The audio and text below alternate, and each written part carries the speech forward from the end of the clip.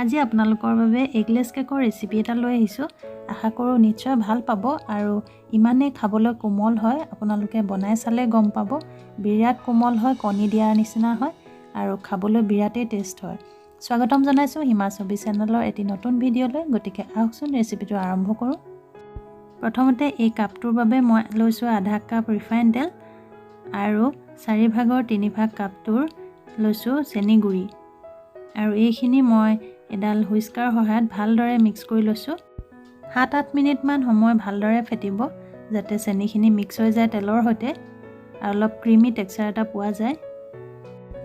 এতিয়া এইখিনি ফেটি লোৱা হৈ গ'ল আৰু ইয়াতে দিছোঁ 1 কাপ গাখীৰ। গাখীৰখিনি ৰুম টেম্পাৰেচাৰত থকা ল'ব আৰু তাতে মই দি দিছোঁ এপেকেট পাউডাৰ গাখীৰৰ 10 টকীয়া পেকেট আৰু সেইখিনিও মই ভালদৰে মিক্স কৰি লৈছোঁ।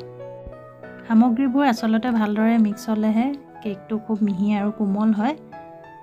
আৰু এতিয়া মই এখন চালনী লৈ লৈছোঁ আৰু তাতে মই এতিয়া দিছোঁ 1.5 কাপ ময়দা আৰু 1 চামুচ এই সৰু চামুচখনেৰে দিছোঁ বেকিং পাউডাৰ আৰু আধা চামুচ দিছোঁ বেকিং সোডা।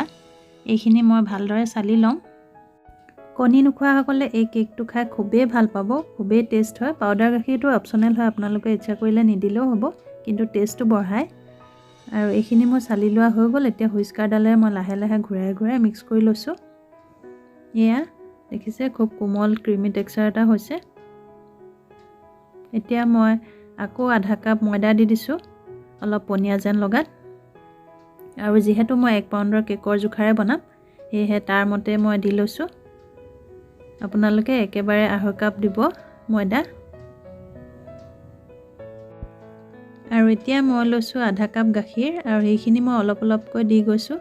যিহেতু মিশ্ৰণটো অলপ ডাঠ যেন লাগিছে সেয়েহে পৰিমাণটো জুখিবলৈ মই এনেদৰে অলপ অলপকৈ দি গৈছোঁ আৰু মোৰ আধা কাপ গাখীৰেই দৰকাৰ হ'ল, অৰ্থাৎ গাখীৰ লাগিলে মোৰ 1.5 কাপ। আৰু এয়া দেখিছে ধুনীয়া কোমল হৈছে, মিশ্ৰণটো মিহি হৈছে আৰু তাতে মই এচিকুট নিমখ দি দিলোঁ। নিমখ দিলে চেনিটো বেলেঞ্চ কৰে আৰু যিকোনো মিঠা বস্তুত নিমখ অকণ দিলে খাবলৈ ভাল লাগে। আৰু শেষত দি দিছোঁ মই vanilla essence. Vanilla essence optional হয়, আপোনালোকে ইচ্ছা কৰিলে নিদিলেও হ'ব। আৰু একেবাৰে শেষত দিছোঁ মই ভিনেগাৰ। ভিনেগাৰৰ মুখনিখনে মই অকল এটা মুখনি দিছোঁ। কিমান ধুনীয়াকৈ পৰি আহিছে আপোনালোকে নিশ্চয় দেখিছে। আৰু এতিয়া এই ষ্টীলৰ বাতিটোত মই অলপ থৈ লৈছোঁ কেকৰ মিশ্ৰণখিনি। যিহেতু মই ইয়াত কোকো পাউডাৰ মিলাম অলপ চকলেটি ৰূপ দিবৰ বাবে। আপোনালোকে এটা কালাৰে ব্যৱহাৰ কৰিব পাৰে, চকলেট নিদিলেও হ'ব, বা গোটেইটো যদি চকলেট কৰিব বিচাৰে তেতিয়াহ'লে কোকো পাউডাৰ গোটেইটোতে মিক্স কৰি ল'ব। আৰু এতিয়া মই এচামুচ ভৰ্তিকৈ কোকো পাউডাৰ তাত মিক্স কৰি, যিহেতু কোকো পাউডাৰ দিয়াৰ কাৰণে মিশ্ৰণটো ডাঠ হ'ল, অকণমান গাখীৰ দি দিলোঁ 2 চামুচমান। আৰু এয়া দেখিছে এতিয়া মিশ্ৰণটো লিকুইডি হৈ গ'ল। কেকৰ মিশ্ৰণটো সদায় আপোনালোকে এনেদৰে ফ্ল'য়িং কনচিষ্টেঞ্চিত ৰাখিব, তেতিয়া যিকোনো কেকে খুব ধুনীয়া হ'ব। আৰু এতিয়া এটা মই 1 পাউণ্ডৰ কেকৰ টিনত তলত বাটাৰ পেপাৰ পাৰি চাৰিওফালে মই ৰিফাইন তেল সানি ল'লোঁ। আৰু প্ৰথমতে দিছোঁ মই চকলেটৰ মিশ্ৰণটো অলপ, আৰু এনেদৰে মাজত দিলে আপুনি যেতিয়া ওপৰৰ কেকৰ মিশ্ৰণখিনি দি দিব, লাহে লাহে চকলেটৰ মিশ্ৰণটো ছাইডলৈ গুচি গৈছে, আপোনালোকে দেখিছে নিশ্চয়। আৰু তলৰ ভাগ তেতিয়া চকলেটি হৈ পৰিব। এনেদৰে মই এই কেকৰ মিশ্ৰণ আটাইখিনি দি ল'লোঁ আৰু বাকী থাকি যোৱা চকলেটৰ কেকৰ মিশ্ৰণখিনি ওপৰত মই অলপ দি দিছোঁ ডিজাইনৰ বাবে। ভিডিঅ'টো ভাল পালে লাইক কমেণ্ট কৰিব আৰু লগতে যিসকলে মোৰ চেনেললৈ নতুনকৈ আহিছে তেওঁলোকে চেনেলটো প্লিজ ছাবস্ক্ৰাইব কৰি কাষতে থকা ন'টিফিকেশ্যন বেলটো প্ৰেছ কৰি অল কৰি থ'ব। এয়া মই এটা টুথপিকেৰে এনেদৰে ডিজাইন এটা আঁকি দিছোঁ। আপোনালোকে নিজৰ পচন্দ অনুযায়ী কৰি ল'ব, এনেই দেখিবলৈ সুবিধা হোৱাৰ বাবে। আৰু মই যিহেতু মাইক্ৰ'ৱেভত বনাইছোঁ সেয়েহে প্ৰথমতে মাইক্ৰ'ৱেভটো প্ৰিহিট কৰি থৈছিলোঁ 180 ডিগ্ৰীত কনভেকশ্যন মডত।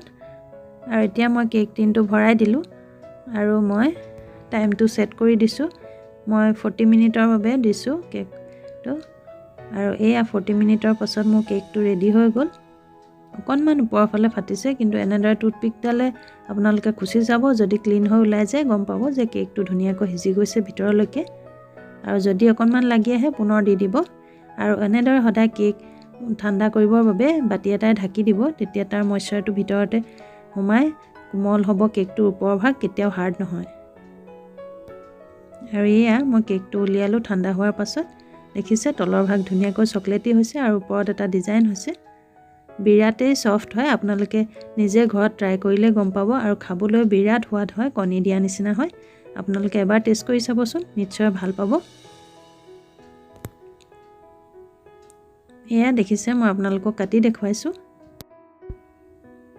এয়া চাও ওপৰৰ চকলেটৰ ডিজাইনটোৰ বাবে অকনমান ডিজাইন হৈ গৈছে ওপৰত আৰু এয়া চাও কিমান সফট হৈছে কেকটো হেঁচিলেও আকৌ একে জেগালৈ ফুলি যায় ভিডিঅ'টি শেষলৈকে চোৱাৰ বাবে সকলোলৈ অশেষ ধন্যবাদ থাকিল নিশ্চয় ভিডিঅ'টি ভাল পালে পুনৰ এটি নতুন ভিডিঅ'ৰ সৈতে সোনকালে আহি আছো